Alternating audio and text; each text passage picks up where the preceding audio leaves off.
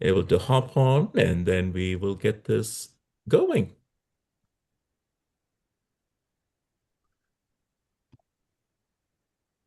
Very good. Thank you, Michael. Just noting that the recording is live at this point, sir. Awesome. Well, we are a minute in, and I see things attendee count slowing down a little bit, Sandoval. Did you want to take care of keeping and then we can get going?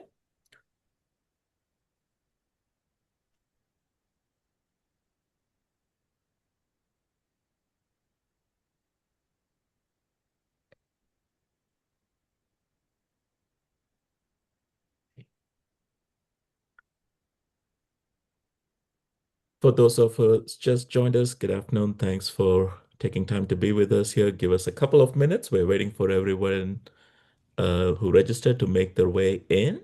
So we will get started here in a minute or two. Thank you. Thanks very much. Thanks for joining us today, everyone. Um, just a housekeeping slide to get us started. There are people still coming in from the waiting room. Um, I do want you to know that captioning is available today. It's just at the moment not available via the Zoom closed caption button. In the chat, we have included a link. If you need closed captioning today, please click on the link and that should connect you to closed captioning for this session. We are recording today, and the recording and the slide deck will be available in 5 to 10 days after accessibility remediation. And then for today's session, we're asking that you please use the chat tools for questions and comments. Pretty standard there. I just want to drive your attention to the chat window, the Zoom chat tool. Instead of the closed captionings being available via the closed caption button, there is a link in the webinar chat that you'll need to use. Oh, let's see. Yeah, I see that we're kind of leveled out in terms of attendees coming in from the waiting room. So, Michael, I'll hand it over to you. Get started. Thank you, Sandoval. Good afternoon again. I appreciate you all taking time during your busy day, spending your lunchtime with us. I will go ahead and get this started. For those of you who are new to the system or new to your role, my name is Michael Tattwaswamy. I'm the Director of Enabling Services and Support Team here at the Technology Center. We are the college-facing team. We are your one-stop shop for any support you might be looking for from colleges. And we will be, through the course of this webinar, sharing your college experience manager's email address. So if you're new and you're looking to get familiar with what we offer and how you and your school can take advantage of some of the solutions, please reach out to the college experience managers. Our office hour sessions are designed to focus on a topic that's of interest and take a deep dive. But later on during the QA sessions, if you have questions about other products that we offer or anything related that we're not talking about today, please feel free to ask and we'd be happy to cover that or at least follow up with you. Today's focus, combating fraud, which continues to be a top priority. We're going to talk about the identity verification layer, which is one of the multiple layers of fraud combating tools that we have in place here at the Technology Center. We will talk about the why. We will talk about the different options, the logic behind when a status changes, and we'll briefly touch on how you can automate keeping up with these verification status changes using the Superglue events notification table. I'm joined by here today by Jane Linder, our director for the Student Success Suite program, which covers apply and covers the spam filter. Also present is Julia Arege, our chief technology officer, and Martin Rudd, our lead implementation engineer from the enabling services and support team. So without further ado, I will turn this over to Jane. Thanks, Michael. Greetings, everybody. And again, thanks for joining us. I'm going to kick this off with talking a little bit about where ID verification works within the Technology Center's fraud fight. As many of we have multi-layered fraud protections. We have a platform where we bring up vendor tools and some things that we collaborate on in terms of tools to mitigate fraud. We're not going to talk about all of the layers because that's not appropriate for this public forum. But ID verification we can talk about pretty much all day long. It's out there as a tool that is a key piece of what we do for fraud mitigations, but it also is one that impacts students in terms of protecting them from identity theft and account takeovers. And so it's really an important tool that our students can use to ensure that someone is not pretending to be them when they try to apply. So we'll talk a little bit more about that as we get going.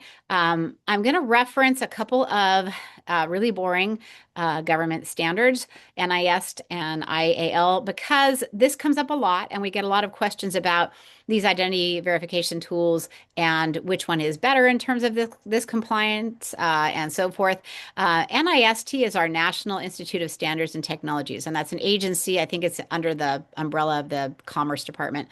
And it helps to develop cybersecurity standards, among which are digital identity guidelines. So the reason I mention this is also for your sake. I know a lot of your colleges have looked and evaluated tools, and I want you to understand that there are guidelines that many of them will say we are NIST 803 dash whatever. This is where you can look up what that means.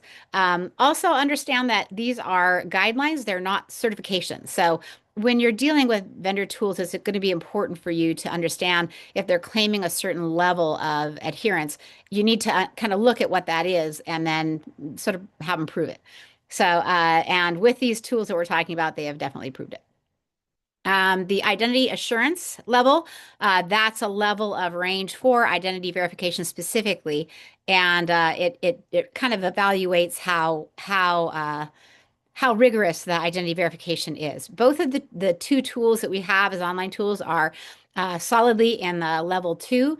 With the DMV, there's an argument for that being level 3 because it does require an in-person visit to the DMV to get their government ID.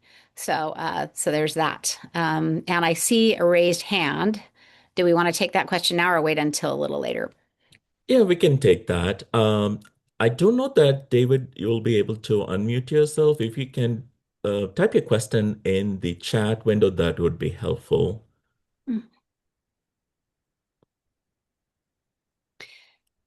Okay.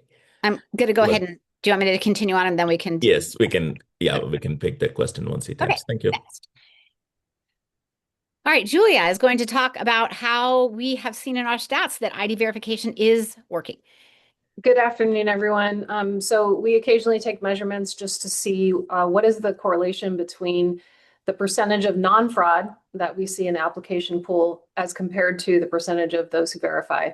As you know, you must be 18 currently to be prompted to verify, and we have roughly half of our adult non-fraud choosing to verify prior to submitting an application. But those colleges who seem to encourage verification rates and or have a student population who are able to verify, it's highly correlated, as you can see, or largely correlated with the non-fraud rate. So the higher the percentage of your applicants who verify before applying, the lower your fraud rate overall is for those attempted verification, or sorry, for those attempted applications. So hopefully that makes sense. These are per college stats here, and it's for the time period of June through December of 2025. All right, just a quick overview here. As we mentioned, there are two online identity verification tools, the California DMV wallet, which was deployed last October in 2025, and then ID.me, which was first deployed in February 2024. As Julia mentioned, right now, this prompt to verify is only displayed to adult applicants, so 18 years and older at the time that they're in the system there. Minors are a little tricky to verify because in many ways they don't have a lot of the records that can verify their ID. But with these ID verification tools, there is some support coming. The DMV has some support for minors, which I think Julia will probably talk to. And then the ID.me also has a enhancement coming to allow some support for minors. And we'll get into detail on that a little later. So those are our two options to date for online tools. We do have, over 1.5 million of our applicants our students and applicants who verified to date using these tools.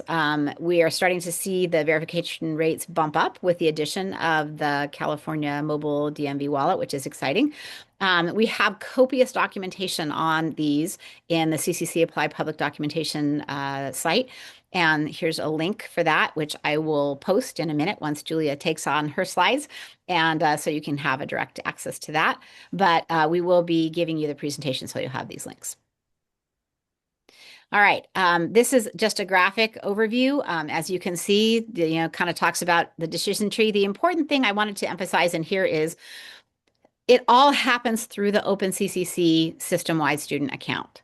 The students have to log in and be logged into OpenCCC in order to make this workflow happen and make it work for our colleges. So, when it comes to the DMV wallet, that's a little easier to enforce for us than it is with ID.me, and that's why I'm mentioning it.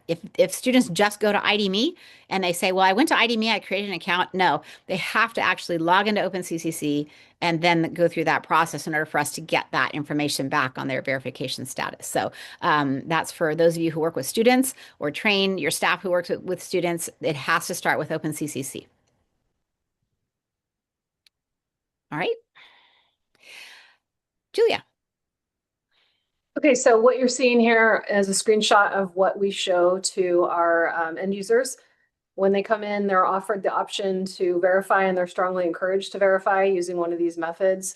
The process is fairly simple, usually takes 5 minutes or less, but they do need to download the DMV mobile wallet app on their phone, and then they take a picture of their ID card front and back, and then there's a selfie match that is pretty quick, usually.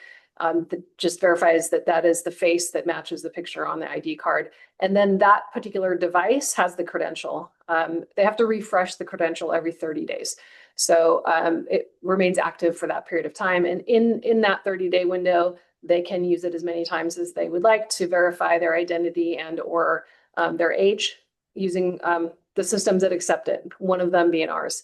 So that's how the process works. And again, they do have to download the mobile app, which can be, something that students don't necessarily want to do, download another app. So we're always thinking about ways to make that more of a benefit and not just a hurdle in this particular instance. So we'll talk a little bit about some ideas for that.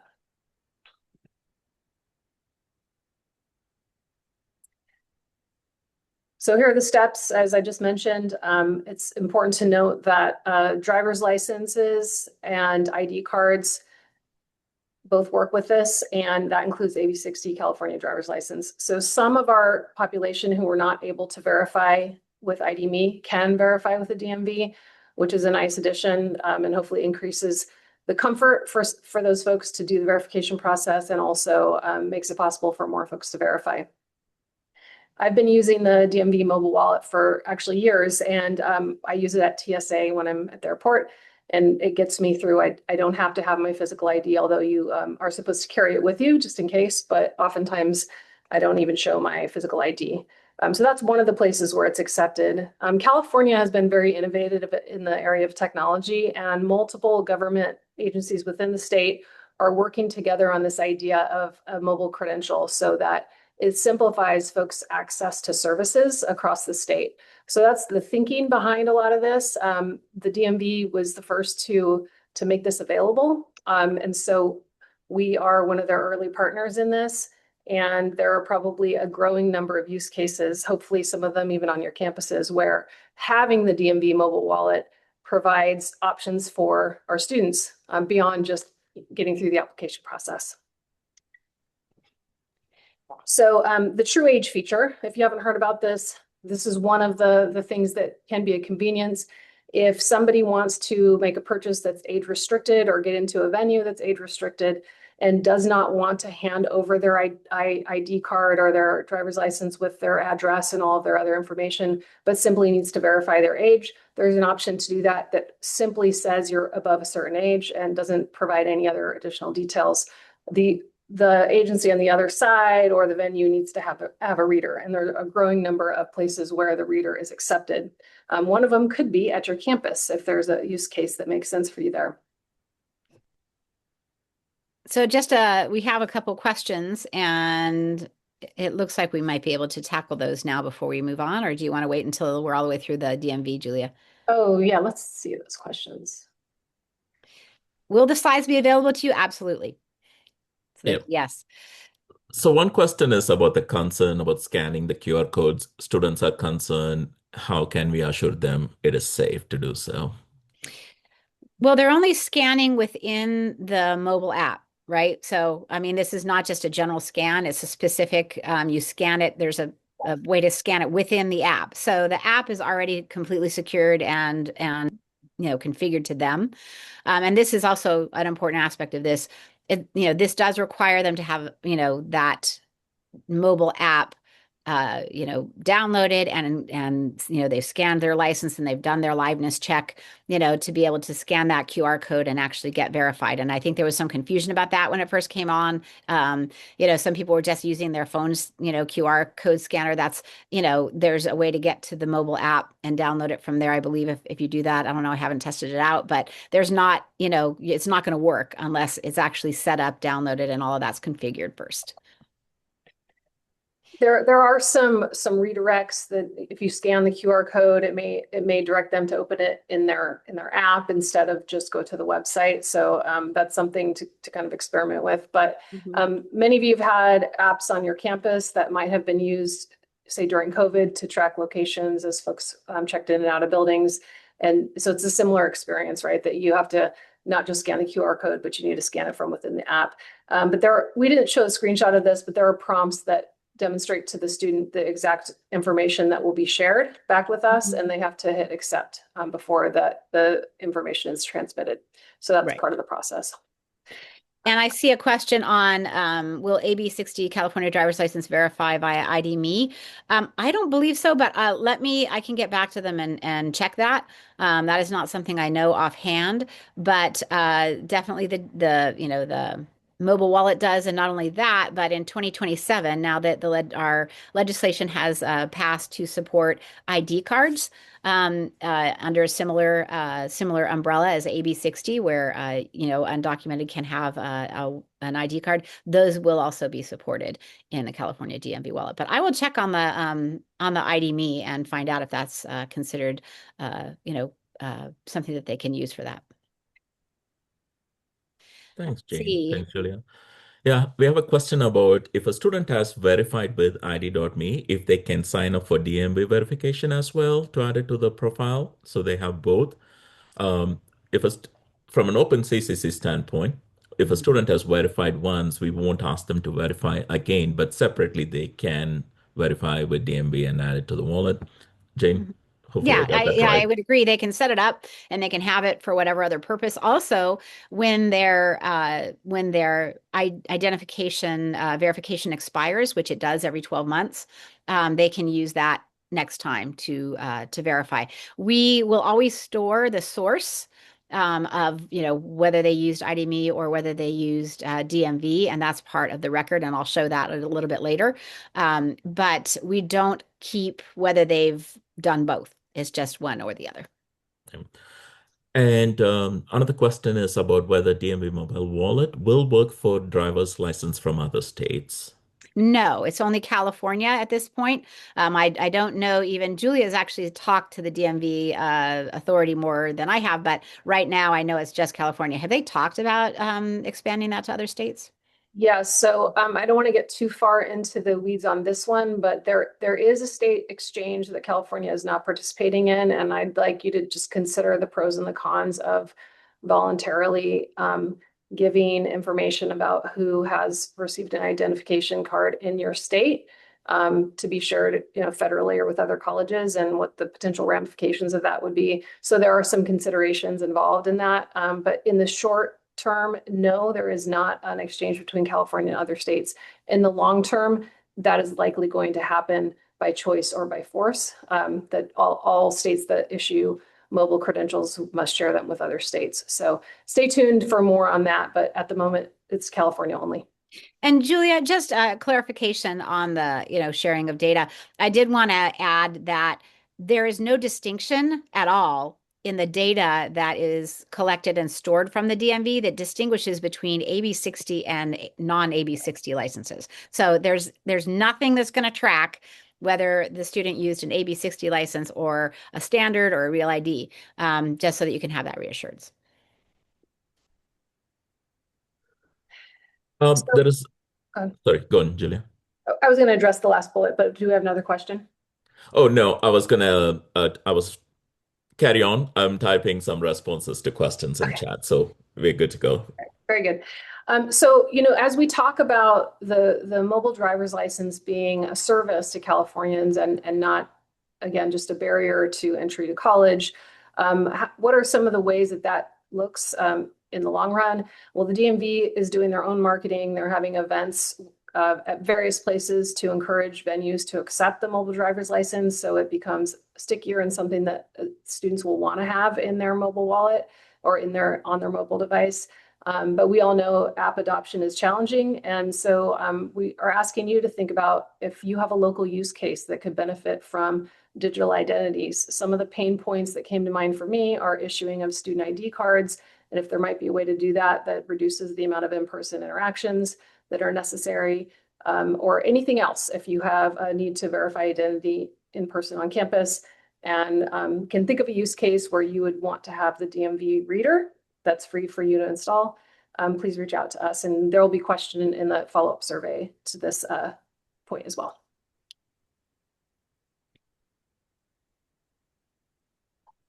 And yes, there are, I see a couple questions. First of all, there's one about what's the recommended way for colleges to address expired or unverified. I'm going to go over that workflow a little bit in a couple slides, so we'll talk about that there. And yes, Nikki, there are help articles and video tutorials. It's actually available through that documentation link, all right? And it'll take you to the DMV site, which has a number of YouTube videos that go over how that can work. So here's a screenshot of the DMV's website. As you can see, we are now the fourth option listed of reasons why somebody would want to have a mobile driver's license. So shout out to the CCCs being an innovator in the state. Yes.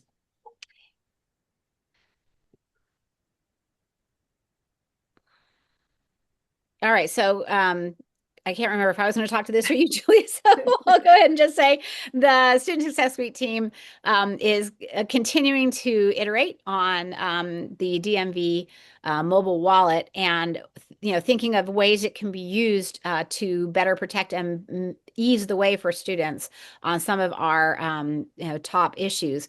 One of the things that we are noticing is account takeovers have been happening at a much higher rate, especially with this last spring term.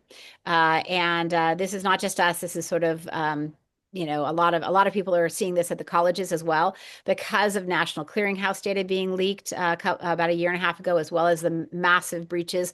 Any student account where they used a common name, username, and password across a lot of different systems has been vulnerable to account takeovers. So with that, we constantly monitor for account takeovers. Sometimes it's necessary for us when we discover that something's been taken over to disable it.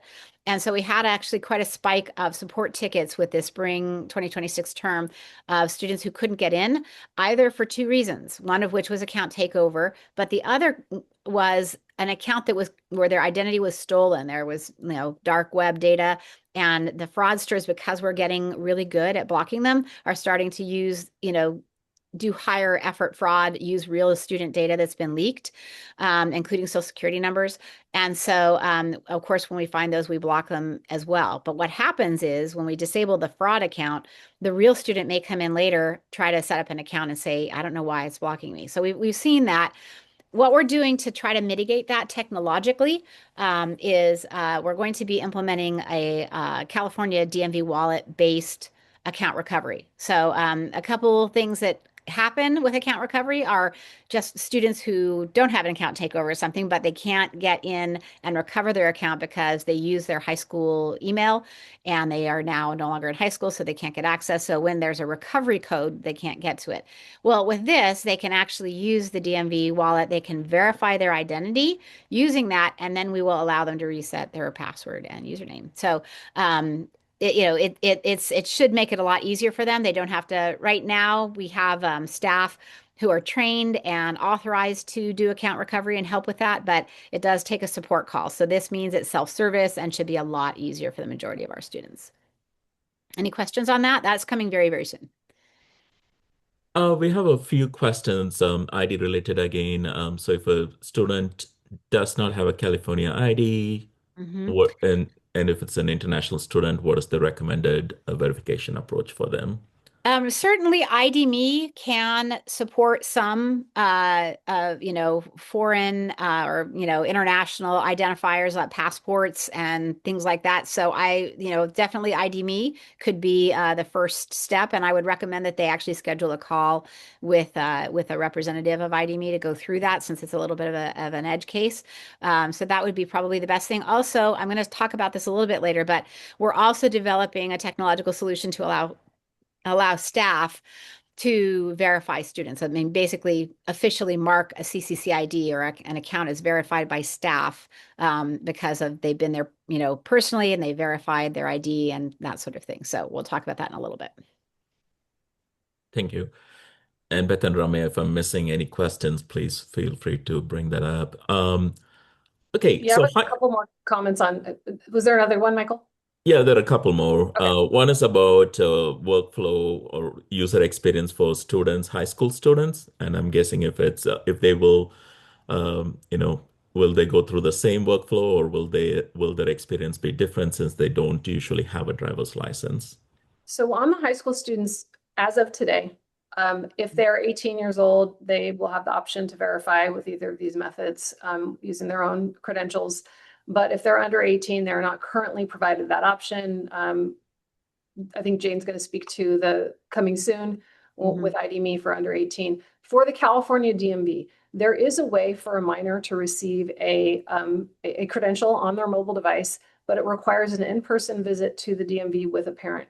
That's a theme you're going to hear across all of the under 18 options is it requires basically parents' permission for the minor to receive any kind of identity verification or digital credential.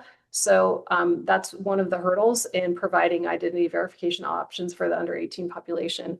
There are, I believe, 43 or 47 locations in California that provide the service of a minor getting their digital credential on their device with the parent present. So it's not every DMV field office, but it Right, is right. available. And so we don't currently prompt for that.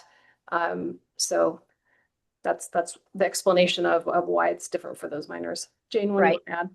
And in that, again, the documentation link that I sent you, we do have a little bit of detail there about, clicking the link to get to the DMV site that will show you, where the locations are that support that, going with the student going with their parent or guardian to be able to get either an ID card or a license and then approval basically to use the mobile DMV. It's not easy. It's not the access for minors is not easy at this point.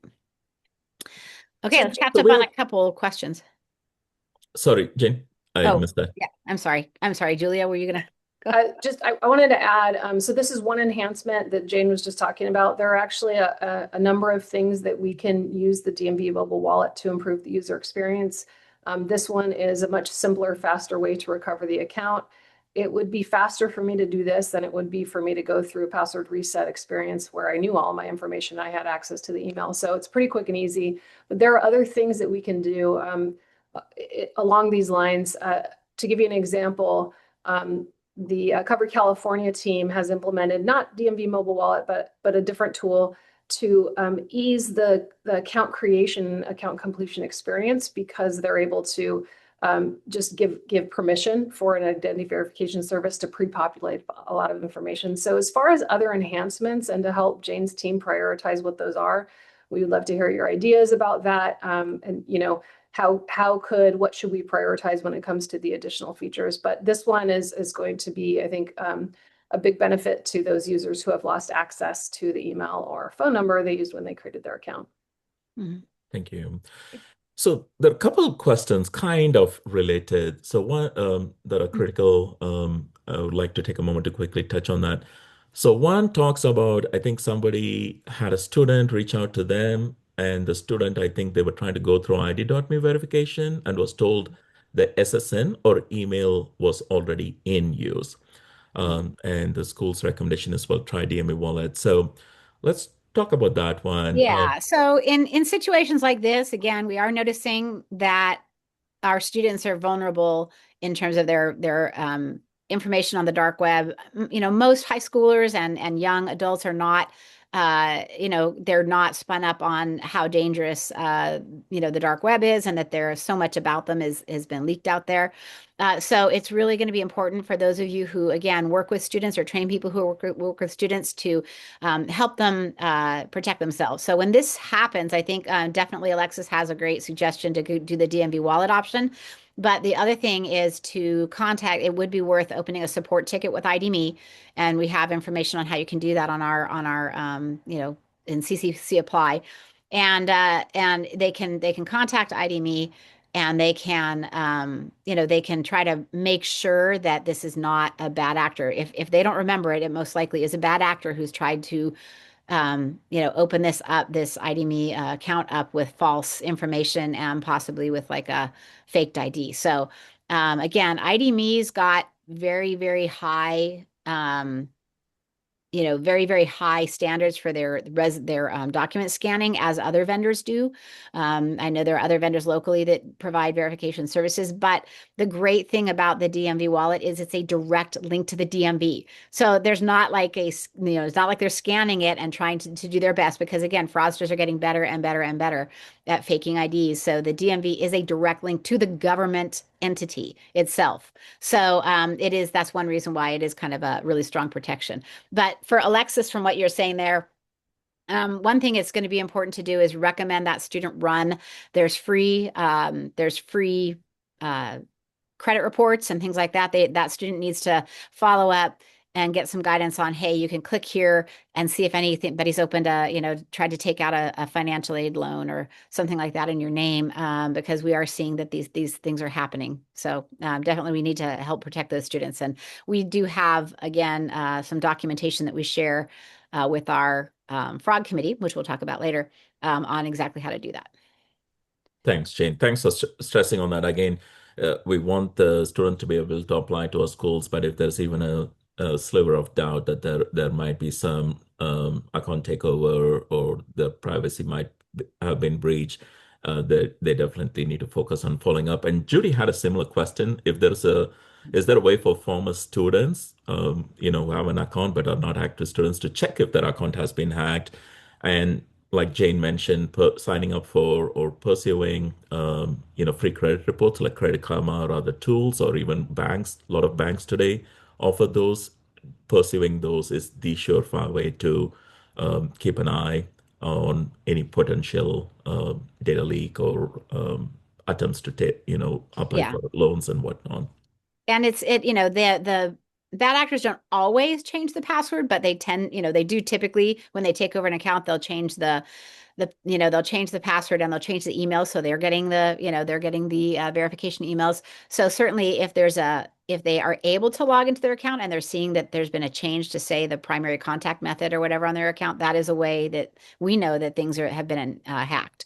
The other way is, as we mentioned, to run a credit report. And because typically this is not the only thing that's hacked, there's going to be other things that might pop up on a credit report. But certainly encouraging your students to have unique, powerful passwords that they change relatively frequently is going to be important. And again, another aspect of this is I know a lot of colleges have in the past kept those old email accounts active, even for a long, long time after the student has no longer enrolled. And it's time now to start talking about working with your college on revising those policies, reviewing those policies in order to protect the students. Thanks, Jane. One of the other questions is whether account recovery requires a call to support. What you're seeing here, this upcoming feature, it's designed to eliminate the need to call into support or email support. A student can go through the DMV wallet self-recovery option, and that is if they've lost access to their email or phone number that's in their account, and they will be able to get back, update the info. For those students who have forgotten the password or account is disabled, but they because they tried it multiple times, but have access to the email address or phone number that they used in the CCID, going through this account recovery, which they can do today, doesn't require a call to our support team. And I see from David, hi David, um, are there any new updates on mandatory identity verification across California community colleges?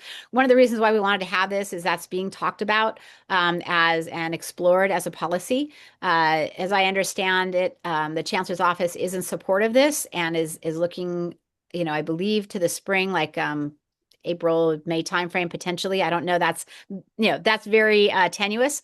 But there will be official information that will be coming out and guidance from the chancellor's office. So my understanding is it is coming, and we'll certainly, once it's official, we'll be having some follow-up webinars and collaboration with you on that.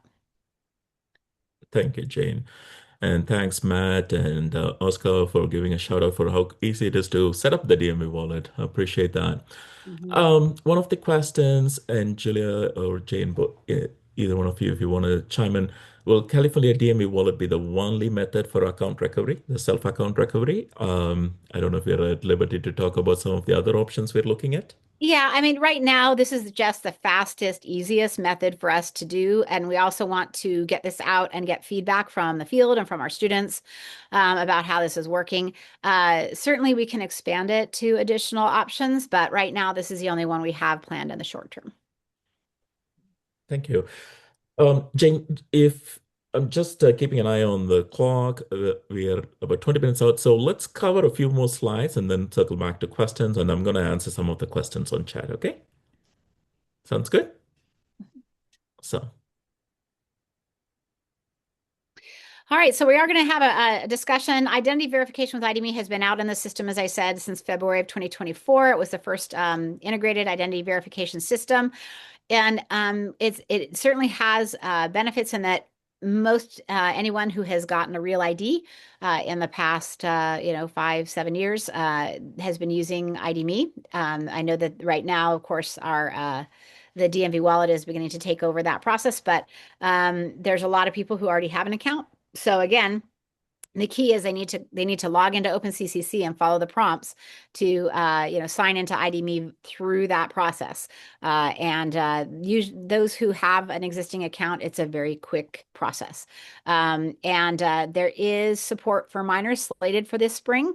We have meetings with ID.me every other week. The Technology Center checks in with them, and this again is not going to be super easy. It's going to require a live Zoom call where you have both the parent and the minor present, as well as the parent having an account in addition to the minor having an account, so that those can be linked. But it is something that can support minors, which is good. And hopefully it'll help to close some of the gaps that we have with that student with those students. ID.me has again been experiencing, like a lot of us, an increasing account takers, but their account takeover rate is less than 1%. I think it's between half and 0.75%. So again, what they're doing is pretty secure there. All right, so this is what if a student has verified, this is what their student account will show. All right, and we have all kinds of automated ways for you to get status changes, and we're going to talk about those in just a bit. But one way, if you are not linked up with our events table that we're going to talk about and other things, the verification status is always shown on the student account. And so when the student logs into their account and they or if they log in to apply, they have the ability to get to their account to get to their account settings, and it will always display, here it is on the bottom of the web page, and show whether it's verified and who was the source of that verification. In this case, the California DMV wallet, and when. If they are not verified, they will have a prompt to choose an option to verify. So again, this is just another option.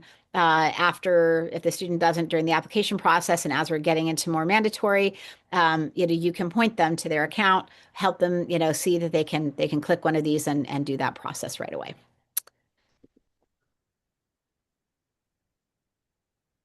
All right, okay, let's go through this. All right, Kate. Now, also, students can become unverified or expired. Expired is pretty easy. After 12 months, if, we have a situation where we will flip them automatically to expired, so that they would have to re-verify again. Re-verifying super fast. Typically with IDME, it's just down to logging into that account.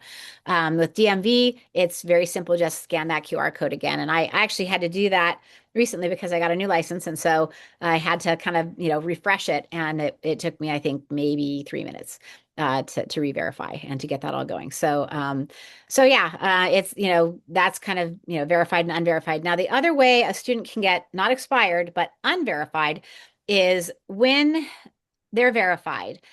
The IDME or California DMV, they are the source of truth. So what we do is we copy over, we match up, we kind of compare the information on their source ID for name and address and things like that.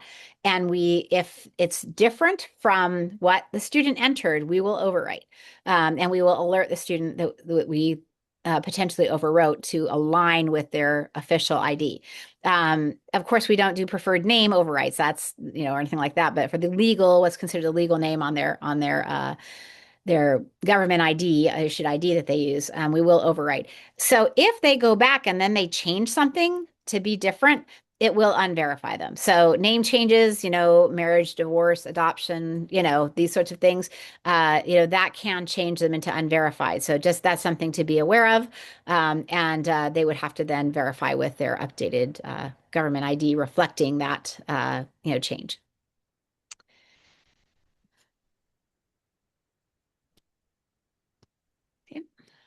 Right. So, please keep the questions coming. We're going to quickly touch on the super glue notification table and how that can help your school automate receiving status change notification. And then we're going to get through these questions. So, to tell you a little bit about it, here's Martin Druid. Thanks, Michael. Hi, everyone. So application deliveries currently have a verification status when the student submits. That's obviously the best case scenario. You want to see that verification right up front. For unverified applicants, you may want and desire a verified status before they go through further down the matriculation process. For that, we have a staging table specifically for event notifications. These notifications are generated when a unverified student happens to go through and verify themselves through either IDME or the DMV. Those events come to you in basically two flavors today. One's a federated identity link type of event. The other is an update profile event. So you can get a sense of whether the change that this individual has undergone was truly to get verified. So that there's a change in the verification status. That's going to be identified primarily within a federated identity link event type. Changes to the name or other details that might unverify that student, as Jane had just alluded to, that's going to generate a update profile event type for you for your analysis. So you can get it, you'll be able to compare what data actually changed to make that individual unverified.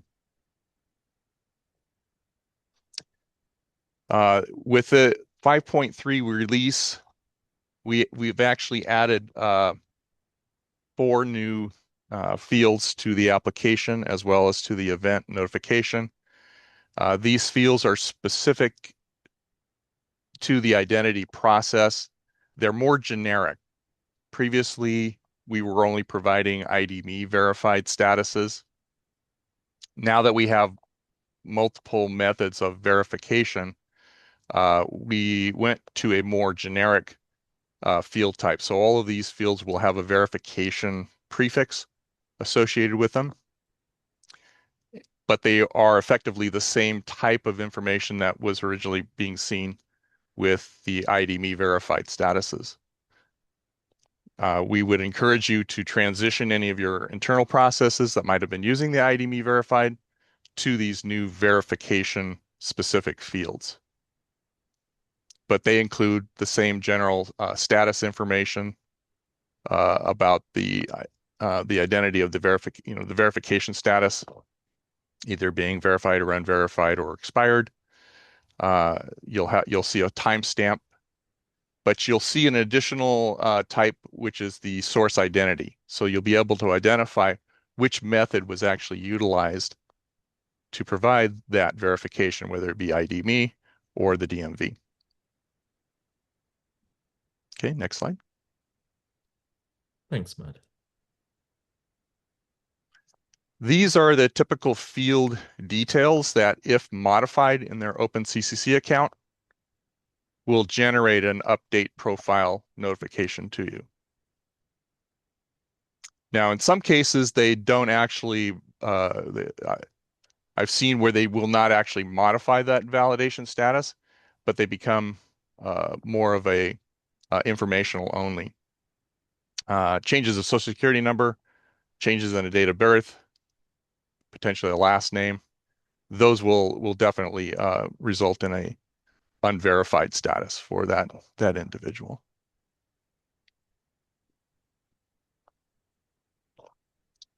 Thank you, Yep. Martin. So real quick, and it's here in the past webinars I'll mention, back in November, we had a more deeper dive on how a couple of our colleges are using the notification tables to automate the process for the admission record folks.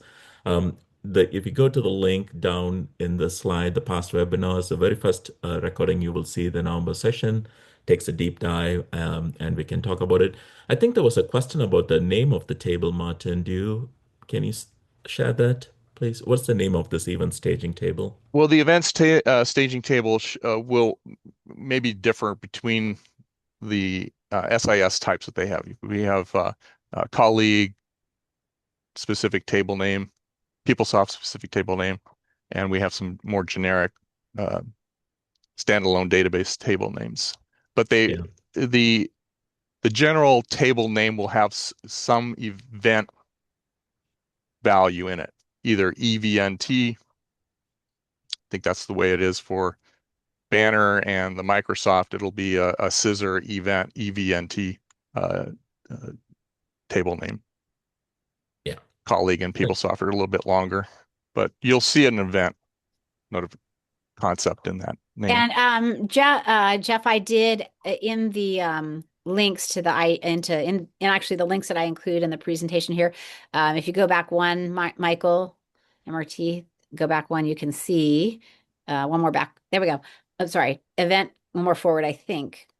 Yeah, that ID verification status in the superglue events table, that'll give you all the gory details.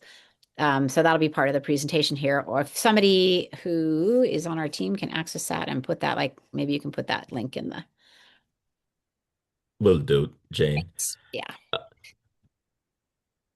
And Jeff, if you are in a position to let us know what SIS you're using, I'm happy to have Martin look for that specific name if that matters, or I can follow up with you email. So a couple of questions related, feature request as to can students who go through or the verification process are not successful, can OpenCCC send them an email? Great suggestion. We'll take note. And I'm looking now at some of the questions and catching up on them. Let's see. Right. One Okay, of them. Matt, that's a great question or a great suggestion, and we have thought about that. In fact, that's something that the DMV suggested is, basically starting the process with the DMV and then having them import, and largely create the student account or assign the student in that way. So that is something that we have been talking about. I think one question is related to spam filter or apps getting caught in the spam filter. If a student completes verification, either through ID.me or DME wallet, Mhm. will their app never get caught in the spam filter? Will it always go through? Julia and I and the and the fraud committee have gone back and forth on that. We started it off by passing them straight through. Then we had some reports of account takeovers, and we got concerned. And now we generate a fraud score for them. And if they trigger this, a higher fraud score, we won't, even though they are. We're kind of now that we've been looking at the data for a couple of years now, we're seeing that it's really the verification from the online tools is good. It's got a very small fraction of any issues with fraudsters. So what we're thinking of doing now is going back to passing them straight through, but still generating a fraud score so that colleges know, this fraud score is above the normal threshold, but you're getting it because they're verified. We think that with feedback from our fraud team, that seems to be where we're heading in terms of our change. And so that's something that could be coming soon. Those types of decisions, What? we really want to make sure are data informed. So we've been keeping an eye on what that looks like since we implemented DMV verification. And also we try to be a little bit careful about sharing too much about our overall fraud processes in large venues that aren't as restricted as our private spam forums. So being a little bit vague on purpose, but that is absolutely in part of the discussion, like Jane had said. Mm-hmm.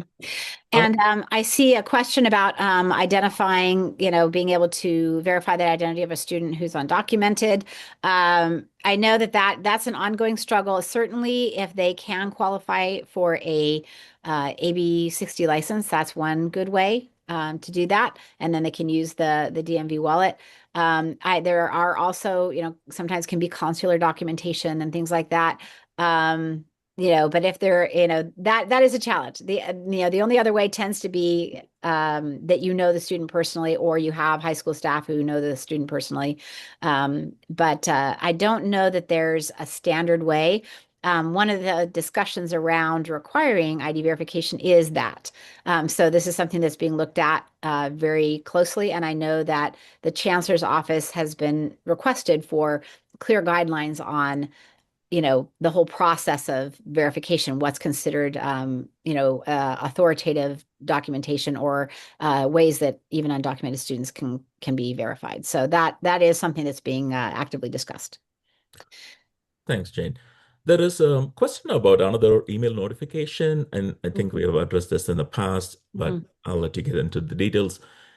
Can CCC or can OpenCCC send a notification to a student when their app gets or their account gets flagged as fraudulent account, or if their app gets caught in the spam filter? Right now, I know a lot of colleges are doing that. We haven't done it centrally because it gives too much immediate feedback to fraudsters who do constant A/B testing to see how things get through. So right now we tend to trap.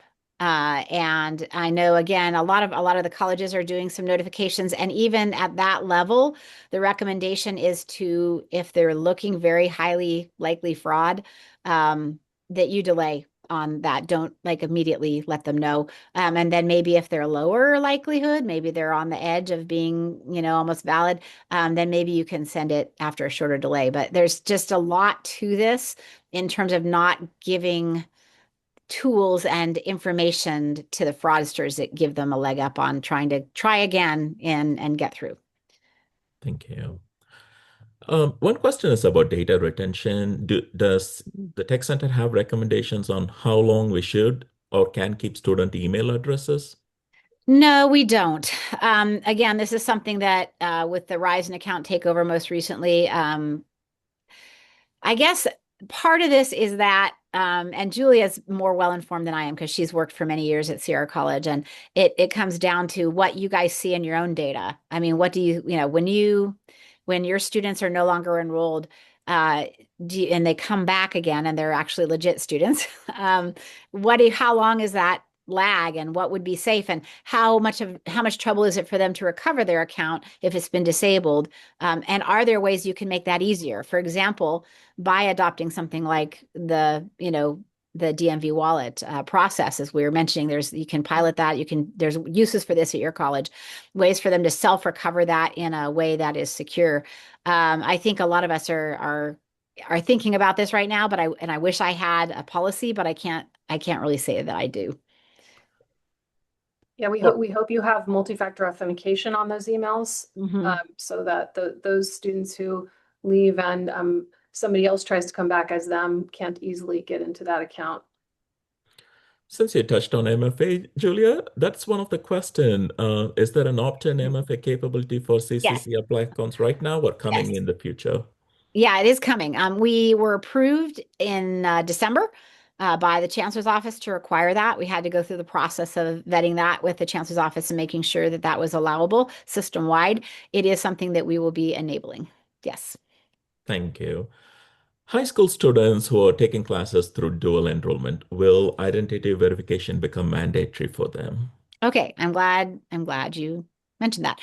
One of the things we didn't talk about here because we haven't finished with this enhancement yet is we do have something coming that's going to allow staff, as I mentioned earlier, kind of touched on it, um, vouch for students, and that's specifically with dual enrollment students in mind, because these students are oftentimes known personally to the people who are coordinating with the college. They can vet them and verify for them. So we are working on a feature where they can upload CCCI, list of CCCIDs, and then validate them. But this is something that's only going to be allowed to very limited access at the colleges. Not many people are going to have that option because it is a kind of powerful one. So more to come on that, but we are looking for ways to close that gap and allow for even some sort of pre-verification for students like dual enrollment. Thank you, Jane. A little bit off topic, but one we have addressed in the recent past. So, when will the shorter HSE dual enrollment application become available that we have demonstrated in the past? I'm sorry, what was the question again? Yeah, when we had, as part of our next gen project, demonstrated the shorter dual enrollment application. So the question is, when will the Oh, shorter dual enrollment HSE app become available? So, with the decision to replace CCCApply with a vendor application from Liaison, the dual enrollment application that was developed as part of what we were doing for our new application system has been canceled. The good news is the Chancellor's Office understands that's a top priority, and so the Reimagine Apply team is prioritizing a dual enrollment application based on Liaison platform. So that is coming. I can't give you a date. The what I've heard is the target date is June 1st for all the application types. So there's definitely that. And as a related topic, I see from Jeff, can you comment on if this team is actively Yeah. working with Reimagine Apply?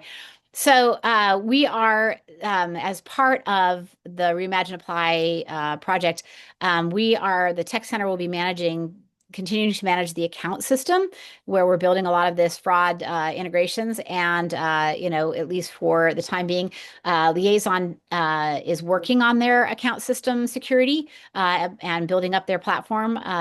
But we'll be doing this, in the short term. And then, I mean, short term meaning a bit. And then Superglue is driving the data delivery. The For the liaison application, end to end has been selected as the vendor for the evaluations at the application level. Again, we're continuing to do our evaluations at the account level for fraud. And I'll also extend that, Jeff, and for everyone who's listening, with the Reimagine Apply project, our focus and our commitment to students and staff continues to be what it is. So if a student who's applying to college that's using the Reimagine Apply, if they accidentally call our support team, we're going to do what is necessary to transfer them to the right team in a timely manner, reduce delays. That continues to be our focus. And there's a lot of collaboration happening on those fronts, including continued conversation about data delivery through Superglue until that changes. I think yes, the recording and the slide deck of this session will be available, I think, in about 5 to 10 business days. Is there a projected timeline for an update on the features for dual enrollment? And I think where the context is identity verification for dual enrollment students. Any thoughts on that, Jane? Yeah, I actually touched on that just a couple minutes ago. Okay, thank you. I don't know if we covered timeline. So, Oh, I, timeline. Timeline. Yeah. The timeline on that is we're boy, we're just about ready to push it into pilots. The thing is, we have a lot of features that are lined up for pilot, and some of them we need to have student testing. And so those are prioritized, like the self-recovery. We're going to have 2 weeks of student testing on that. We really don't want to go to prod without having students vet that. So it's the testing that we're doing in pilot that's kind of got things stacked up. I'd say we're about a month out, a month to a month and a half out on the being able to have that staff function for the dual enrollment students. Awesome. And I think one related question was, which staff would be qualified to use those features related to dual enrollment student verification? I don't know if you have Uh, any. so with a lot of things that are related to fraud mitigations, we only allow staff who have been recommended and authorized by a director level at their college. And then we vet them and then so it's not like we're banning anyone. It's just that they have to be specifically recommended for that tool. And then we also log and monitor who's using it and can check to see if there's misuse there. So we have to have a lot of controls on some of these tools. So and let's see, I think lastly, you will be getting a post webinar survey. It's going to be anonymous, and we want you to tell us if there's any more on this subject that you want addressed. And if you want to discuss, your best practices or your ideas or some of the problems that you're having, the only way we've been able to make progress on fraud in general is our partnership with you, with the colleges. And so please take that opportunity to let us know how we're doing, and also to let us know what we could be doing better, and to contact us if you want to sit down and talk. Julie and I love to talk to colleges and get your feedback on what you're seeing. That's how we can do what we're doing. And the great news is that our spring term fraud rates were way down, and about 99% of the applications we delivered to you system-wide were authentic. That's what our stats are showing. And we'd also like to hear if that's not your experience. We've had a few colleges reach out and give us a thumbs up and say, yeah, we're seeing that. It's doing great. If that's not the case, we want to know also, so we can mitigate if there's specific patterns at your college. So thank you. Thank you, Jane. So, to close out, a couple of quick things. For those who are not familiar, ccctechnology.info is a staff-facing community for support, where you can engage with your peers or reach out to a staff support team. Your college experience managers, if you haven't had a chance, if you're new and you haven't had a chance to work with them, you'll find that they are one of the team that quickly works to get you what you're looking for. So please feel free to reach out to them. And the past webinars, like I said, there are a couple of great sessions from November and prior that you would find very valuable. For ID.me support and DMB wallet support, a quick note, our support team is limited with what they can provide. So if a student is going through verification and is looking for a status, we cannot provide that. So one thing you can do if a student reaches out to you and you're telling them you're waiting for verification status, please direct them to these resources so the student can get timely support. If they reach out to us, we will do the same. It just delays things a little bit. So again, thanks for your continued collaboration. Thanks for your participation today. Please reach out to your CMs via email if there is anything that we haven't covered today or haven't answered. Standing by to assist however we can. Thank you so much. Have a good rest of your day. Thank you.